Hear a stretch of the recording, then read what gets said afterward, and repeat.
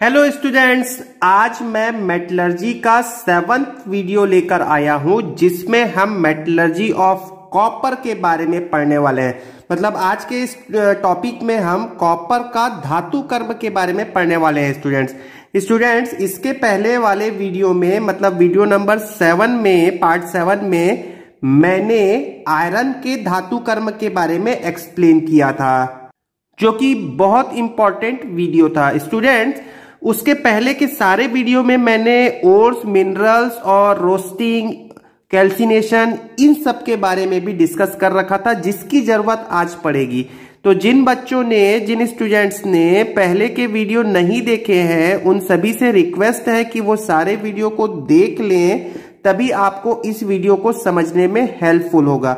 और एक बात आपको क्लियरली कह देता हूं कि एसीएफ के 2016 और 17 में जो भी क्वेश्चन मेटलर्जी चैप्टर से पूछे गए थे उसमें सारे क्वेश्चन, लगभग सारे क्वेश्चन कॉपर से रिलेटेड है। इसके लिए मैं एक अलग से वीडियो बनाने वाला हूं उन क्वेश्चंस को लेकर, लेकिन सारे क्वेश्चंस को मैंने वैसे इन अलग अलग वीडियो में करा दिया है।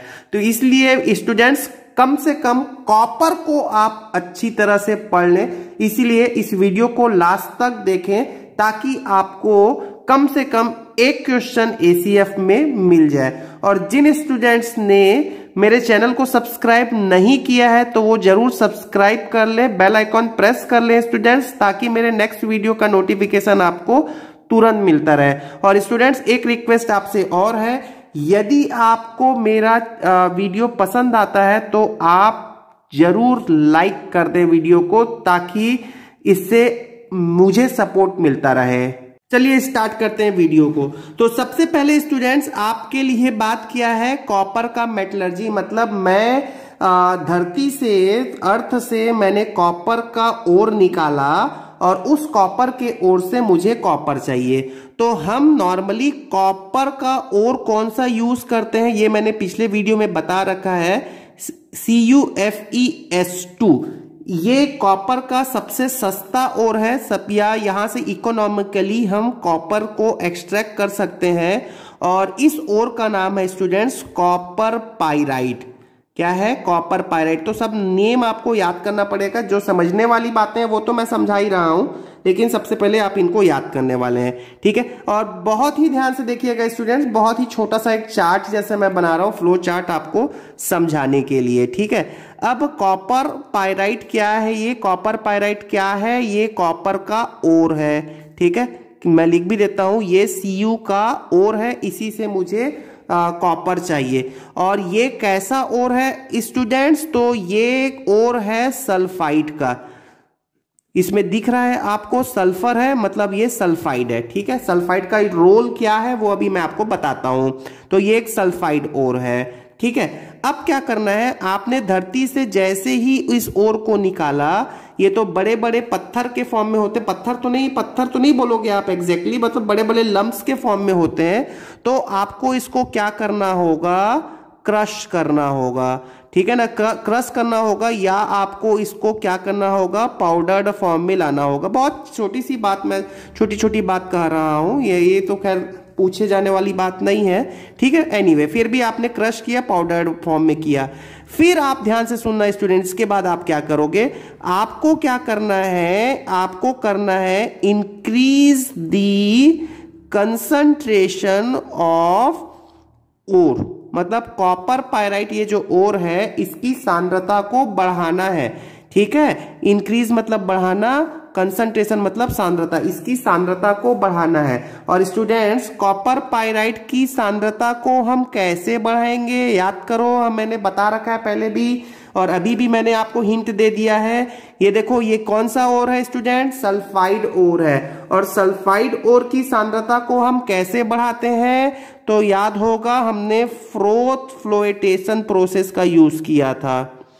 फ्रोथ फ्लोएटेशन प्रोसेस का यूज किया था, जिसको हिंदी में बोलते हैं फ्लेन या झाग उत्प्लावन विधि। तो ये भी आप याद रखने वाले हैं, कॉपर के एक्सट्रैक्शन में फ्रोथ फ्लोएटेशन प्रोसेस यूज होता है। और इसका रिलेशन क्यों है? क्योंकि ये सल्फाइड ओर से रिलेटेड है। चलिए अब आगे बात करते हैं। मतलब आपने इसकी सांद्रता को बढ़ा लिया है, और की सांद्रता को बढ़ा लिया है। अब आपको इसका करना होगा रोस्टिंग। क्या करना होगा? रोस्टिंग। रोस्टिंग में आपको याद होगा स्टूडेंट्स, बता चुका था। रोस्ट मतलब क्या करते हैं? ऑक्सीजन या एयर की उपस्थिति में क्या करते हैं स्टूडेंट्स? गर्म करते हैं या हीट करते हैं, बहुत ज्यादा हीट करते हैं, मतलब ऑक्सीजन की उपस्थिति में हीट करते हैं। ठीक है, अब यदि आप ऑक्सीजन की उपस्थिति में इसको हीट करोगे तो फिर क्या होगा स्टूडेंट्स? यहां पर देखना, तो मैं यहां पर रिएक्शन लिख देता हूं CuFeS2, क्योंकि रिएक्शन बहुत ही इंपॉर्टेंट, वेरी इंपॉर्टेंट रिएक्शन है। ठीक है, ध्यान से देखना। CuFeS2 को मैंने किसकी उपस्थिति में हीट कर दिया स्टूडेंट्स? ऑक्सीजन की उपस्थिति में गर्म कर दिया उच्च तापमान पर। तब ये क्या होगा? ये जो Cu है वो Cu2S में कन्वर्ट हो जाएगा, Fe जो है वो FeS में कन्वर्ट हो जाएगा, और साथ ही साथ आपको क्या मिल जाएगा? ये जो सल्फर है वो ऑक्सीजन के साथ में SO2 बना लेगा। और यदि मैं रिएक्शन को बैलेंस करने की बात करूं स्टूडेंट्स, तो आप यहां पर कर सकते हो 2। वैसे आपको रिएक्शन बैलेंस करने की जरूरत भी नहीं पड़ेगी, लेकिन मैं आपको बोल देता हूं कॉपर 2 है तो कॉपर को 2 कर लिया, अब आयरन 2 हो गया तो आयरन को यहां पर 2 कर लिया। ठीक है, तो अब इससे रिलेटेड मुझसे 2 क्वेश्चन सुने जो ACF में ही आया हुआ है। ठीक है, ACF में ही आया हुआ है। तो देखते हैं क्वेश्चन क्या है। तो यहां पर पहले आप क्वेश्चन देखें। इस क्वेश्चन को मैं थोड़ी देर बाद सॉल्व कराऊंगा, लेकिन आप क्वेश्चन देखो। इन दी एक्सट्रैक्शन ऑफ कॉपर, कॉपर के निष्कर्षण में, मैं हिंदी में भी एक्सप्लेन कर रहा हूं और हिंदी लिखा भी है नीचे में। ठीक है, फ्रॉम मेलासाइट। ठीक है, मेलासाइट। अब ये मेलासाइट से हम कॉपर को एक्सट्रैक्ट कर रहे हैं, और अभी जो मैं आपको बता रहा हूं, जो विधि जो बता रहा हूं, ये मैं कॉपर पायराइट लिया हूं। ठीक है, कॉपर पायराइट से बुक्स में भी आपको कॉपर पायराइट देता है, तो क्योंकि ये सबसे सस्ता है। लेकिन आपको ACF में जो क्वेश्चन पूछा है वो मेलासाइट से पूछा हुआ है। ठीक है, लेकिन क्वेश्चन देखिए क्या हो गया। Which process is required to produce CuO from ore? तो ये मेलासाइट से आपको CuO बनाना है। तो मेलासाइट क्या होता है स्टूडेंट्स, आपको पता है क्या? तो मेलासाइट होता है CuCO3 dot CuOH whole twice, ये होता है मेलासाइट। और इससे आपको क्या बनाना है स्टूडेंट? देखो क्वेश्चन में लिखा हुआ है मेलासाइट से तांबे के निष्कर्षण में अयस्क से CuO बनाना है। तो चलिए आप CuO बना लो। CuO बनाया, साथ ही साथ आपको H2O मिलेगा, क्योंकि देखो यहां पर हाइड्रोजन है, ऑक्सीजन है, ये H2O बनाकर देगा, और जो कार्बन है वो कार्बन डाइऑक्साइड बनकर निकल जाएगा, तो आपको CuO मिल गया। ठीक है ना, लेकिन अभी यहां पर मैं रिएक्शन को बैलेंस करने की बात करूं तो यहां पर 2Cu हो गया। अब इसका नाम क्या है स्टूडेंट्स? इसका नाम है क्यूप्रिक ऑक्साइड। ठीक है, क्यूप्रिक ऑक्साइड। अब इस क्वेश्चन में पूछा ये है कि CuO प्राप्त करने के लिए कौन सी अभिक्रिया करें। तो आप यहां पर तो सिंपल क्या किए हो स्टूडेंट? हीट किए हो। क्या आपने हीट करने में ऑक्सीजन लिया था क्या? तो ऑक्सीजन की यहां पर क्या है स्टूडेंट्स? अनुपस्थिति है। ठीक है, अनुपस्थिति। तो ऑक्सीजन की अनुपस्थिति लिखने में थोड़ा गलती होगा, ठीक है, चलेगा, आप तो समझ सकते हैं।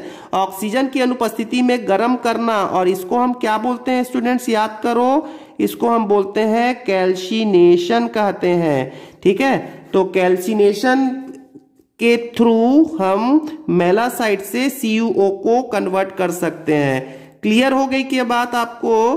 ठीक है, तो बहुत इंपॉर्टेंट क्वेश्चन है। मेलासाइट से तांबे के निष्कर्षण में CuO के उत्पादन में कौन सी प्रक्रिया की यूज हो रहा है? तो कैल्सिनेशन यूज होता है।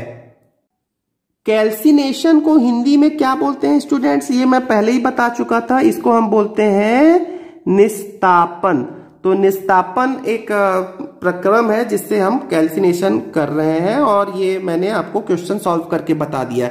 अभी बीच में इस क्वेश्चन को मैंने क्यों घुसाया, आप उसका कारण देखोगे, क्योंकि आप कंफ्यूज ना हो, ताकि इसीलिए सबको स्टेप बाय स्टेप समझते रहो। अब फिर से आ जाओ इस पे, किस पे आ गए हम? फिर से अपने प्रीवियस में आ गए।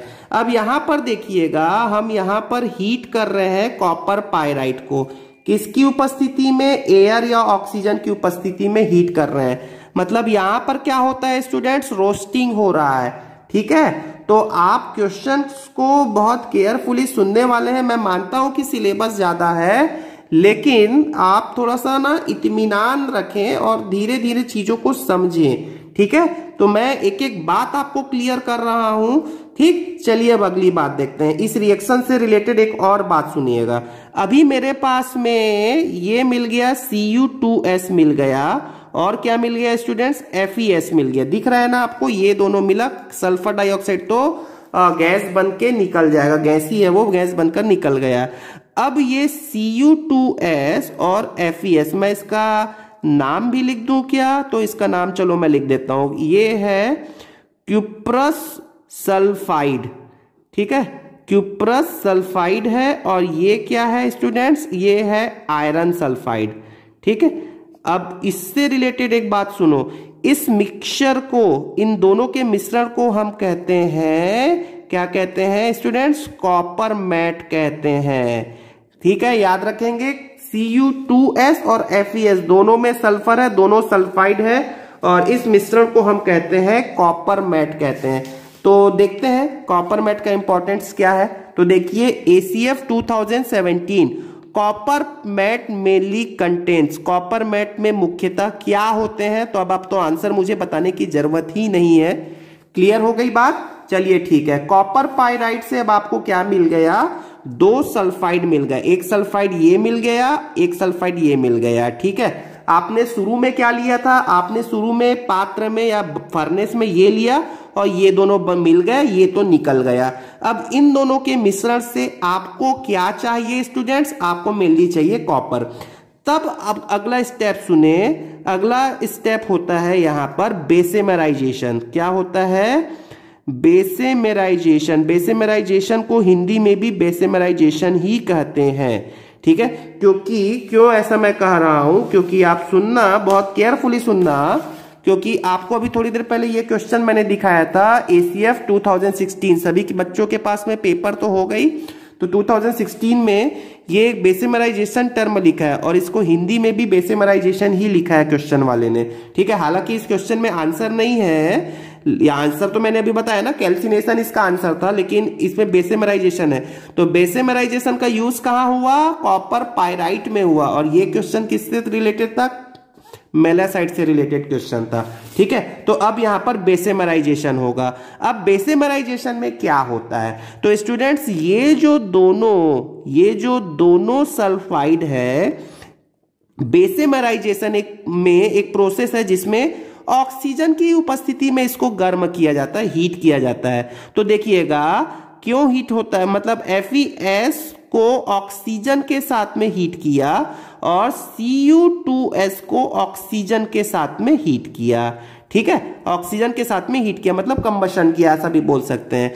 तो ये क्या बन जाएगा? Fe जो है वो ऑक्सीजन के साथ में FeO में तुरंत कन्वर्ट होगा, और Cu2O जो है वो भी Cu2S जो है वो Cu2O में कन्वर्ट होगा, और इसके जो सल्फर है वो धीरे धीरे सल्फर डाइऑक्साइड के फॉर्म में बाहर निकल जाएंगे। ठीक है, अब आप रिएक्शन को इतना प्रेशराइज मत हो, रिएक्शन को याद करना पड़ेगा करके। रिएक्शन को याद करने की जरूरत आपको नहीं है, केवल आप रिएक्शंस को ध्यान से सुने कि एक्चुअली हो क्या रहा है। तो अल्टीमेटली बेसेमराइजेशन में क्या हुआ कि ये जो दोनों हैं, ये सल्फाइड जो हैं, ये ऑक्सीजन के साथ में रिएक्शन कर जाते हैं और FeO और Cu2O बना लेते हैं। क्लियर हो गया? अब सुनिएगा स्टूडेंट्स FeO के बारे में। ठीक है, अब आपको मैंने पिछले वीडियो में, लास्ट वीडियो में मैंने फ्लक्स के बारे में बताया था, याद होगा। फ्लक्स को हम हिंदी में क्या बोलते हैं? गालक कहते हैं। तो ये गला देता है। किसको गलाएगा ये सुनिएगा। अभी ये जो FeO है, FeO, ये जो कॉपर पायराइट जो हमने प्रारंभ में लिया ना, यहाँ पे जो शुरू में जो कॉपर पायराइट लिया है, इसमें कुछ सैंड पार्टिकल्स भी होते हैं, रेत के कण भी होते हैं, मतलब सिलिका होता है। तो ये सिलिका के साथ में रिएक्शन कर लेता है, SiO2 के साथ में रिएक्शन कर लाता है, और क्या बनाएगा? FeSiO2 आयरन सिलिकेट बना लेगा, सॉरी O3, ठीक है। तो FeOSiO2 के साथ में FeSiO3 बना लेगा, जिसको हम बोलते हैं आयरन सिलिकेट। और ये क्या है, धातुमल है, जिसको हम इंग्लिश में बोलते हैं स्लैग होता है। ये आसानी से पिघल कर बाहर हो जाएगा। मैंने पिछले वीडियो में आपको फ्लक्स और स्लैग के बारे में बता रखा था, तो आप डेफिनेटली जिन बच्चों ने उन वीडियो को देख रखा होगा उसको आसानी से ये समझ में आएगा। तो ये जो गैंग है, गैंग किसको बोलते हैं याद होगा, गैंग हम बोलते हैं GANGUE। तो गैंग हम किसे बोलते हैं, ये एक्चुअली में क्या है स्टूडेंट्स, ये है इम्प्यूरिटी है। तो इस इम्प्यूरिटी को अलग करने के लिए फ्लक्स का यूज हुआ, FeO यूज हो गया, और FeSiO3 के फॉर्म में ये निकल गया। अब याद करें ये किस प्रकार का फ्लक्स है, तो ये जो मेटल है, आयरन तो मेटल होता है ना, और मेटल का ऑक्साइड किस प्रवृत्ति का होता है, बेसिक नेचर का होता है। तो ये बेसिक फ्लक्स है, बेस है, क्षारीय प्रवृत्ति का होता है। और अम्ल और क्षार मिलके क्या बना लिए, ये सॉल्ट बना लिए स्टूडेंट्स। अब सुनना अगली बात, अब आपके पात्र में क्या रहा, देखो मैं फिर से बोल देता हूं। सबसे पहले आपने CuFeS2 लिया, देखो यहां पे मैं फिर से दिखा देता हूं आपको, ये आपने CuFeS2 लिया। जब आपने इसको गर्म किया तो ये दोनों रह गया, ठीक है। अब ये और ये ऑक्सीजन के साथ में रिएक्शन कर लिए, ठीक है। अब ये रेत के साथ में रिएक्शन कर लिए, अब आपके पात्र से ये भी निकल गया। अब आपके पात्र में क्या बचा, अब आपके पात्र में पात्र मतलब जो फर्नेस, जो बड़े फर्नेस की बात कर रहा हूं उसमें मैं बात कर रहा हूं, ठीक है। अब आपके जो फर्नेस है उसमें Cu2O बच गया, ठीक है। अब ये Cu2O और कुछ मात्रा इसकी भी बची रह जाती है, क्योंकि ये कॉपर जो होता है ना, वो ऑक्सीजन के साथ में उतना रिएक्टिव नहीं होता है। क्लियर हो रही बात। तो अल्टीमेटली कुछ मात्रा इसमें बदल गया और कुछ मात्रा इसी रूप में रहा। तो अल्टीमेटली अब हमारे कंटेनर में, मतलब कि जो भी फर्नेस है उसमें क्या क्या रहा, अब ये देखिएगा। तो कुछ मात्रा Cu2S की बची रह गई और कुछ मात्रा Cu2O में कन्वर्ट हो चुका है। अब ये दोनों आपस में रिएक्शन कर जाएंगे। मैं इंपॉर्टेंट बात है, पहले सुन लो फिर मैं बताता हूं। अब ये दोनों आपस में रिएक्शन कर जाएंगे और आपको फाइनली क्या बना कर देगा, कॉपर बना कर दे देगा, और SO2 जो है वो बाहर निकल जाएगा। और रिएक्शन को यदि मैं बैलेंस करने की बात करूं तो आप यहां पर बैलेंस कर सकते हैं Cu2O और 6Cu, ठीक है। तो ये तो खैर बैलेंस करने की बात हो गई, बैलेंस में मैं फोकस नहीं कर रहा हूं और आपको भी बैलेंस पे फोकस नहीं करना है, ठीक है। तो लास्ट में मुझे क्या मिल गया स्टूडेंट्स, कॉपर मिल गया। इस रिएक्शन को हम बोलते हैं ऑटो रिडक्शन। क्या बोलते हैं, ऑटो रिडक्शन, या दूसरा शब्द है इसका, मैं हिंदी भी बताऊंगा आपको, इसको दूसरे में शब्द में बोलते हैं सेल्फ रिडक्शन। अब सेल्फ रिडक्शन क्यों बोलते हैं या ऑटो रिडक्शन क्यों बोलते हैं मैं बता रहा हूं, और इसको हिंदी में बोलते हैं स्वतः अपचयन। अब ये भी क्यों इंपॉर्टेंट है स्टूडेंट्स, तो इसको भी सुनो, है ना। मैं सारी चीजें आपको क्लियर करके दूंगा। ये आप देखिए, ये क्वेश्चन आप देखिएगा। इस क्वेश्चन में आंसर मैं बता दिया था कैल्सिनेशन है, लेकिन इसमें एक देखिएगा, एक ऑप्शन सेल्फ रिडक्शन भी है। इसीलिए आप जब ACF की तैयारी कर रहे हैं तो सारी चीजों को ध्यान से सोचते हुए लिखो। तो ये सेल्फ रिडक्शन क्या है, तो सेल्फ रिडक्शन कॉपर पाइराइट में सेल्फ रिडक्शन का यूज हो रहा है। अब देखो सेल्फ रिडक्शन, अब रिडक्शन किसको बोलते हैं या अपचयन किसको बोलते हैं, तो अपचयन को याद करने के लिए ऑक्सीडेशन याद कर लो। ऑक्सीडेशन मतलब ऑक्सीजन से रिलेटेड शब्द है, इसलिए मैं बोलता हूं। ऑक्सीडेशन का मतलब क्या है, ऑक्सीजन का जुड़ना, ठीक है ना। ऑक्सीजन का जुड़ना मतलब ऑक्सीडेशन। तो अपचयन और ऑक्सीडेशन एक दूसरे का विपरीत है। तो ऑक्सीजन का निकलना क्या होगा, अपचयन हो गया कि नहीं। अब देखो यहां पर Cu2O है, ठीक है। इस Cu2O से ऑक्सीजन निकल गया और ऑक्सीजन को निकालने के लिए कौन मदद किया, Cu2S मदद किया, ठीक है ना। तो Cu2S मदद कर रहा है और S जो है ये देख लो ना, यही S तो ऑक्सीजन को खींचकर SO2 बना लिया, बना लिया ना। रिएक्शन को समझो, आप याद मत करो, समझो। सल्फर ऑक्सीजन को खींच के SO2 बना लिया, मतलब सल्फर ने अपचयन का काम किया। क्लियर हो गई बात। तो इसीलिए सेल्फ रिडक्शन क्यों कहा, क्योंकि यहां पर यही कंपाउंड, ये देखिएगा इस रिएक्शन को देखिएगा, यही कंपाउंड, ये वाला कंपाउंड पहले तो इसमें बदला, ठीक है, फिर यही दोनों आपस में रिएक्शन करके सेल्फ रिडक्शन या ऑटो खुद से ऑक्सी रिडक्शन हो गया। तो आई होप आपको यहां तक की सारी बातें समझ में आ गई होगी। 3-4 इसमें इंपॉर्टेंट बात है। कॉपर मैट इंपॉर्टेंट बात है, कॉपर पाइराइट क्या होता है, फ्लोटेशन प्रोसेस होता है, रोस्टिंग होता है, इसमें कैल्सिनेशन किस में होता है, सारी चीजें आप समझें। और स्टूडेंट्स एक बात और मैं कह देता हूं, मैं इंग्लिश टर्म का यूज करता हूं, लेकिन हिंदी टर्म भी मैंने सभी के हिंदी टर्म भी एक एक बार बता रखे हैं। तो आई होप ये सारी बातें आपको क्लियर हो गई होंगी। ठीक है, थैंक यू वेरी मच।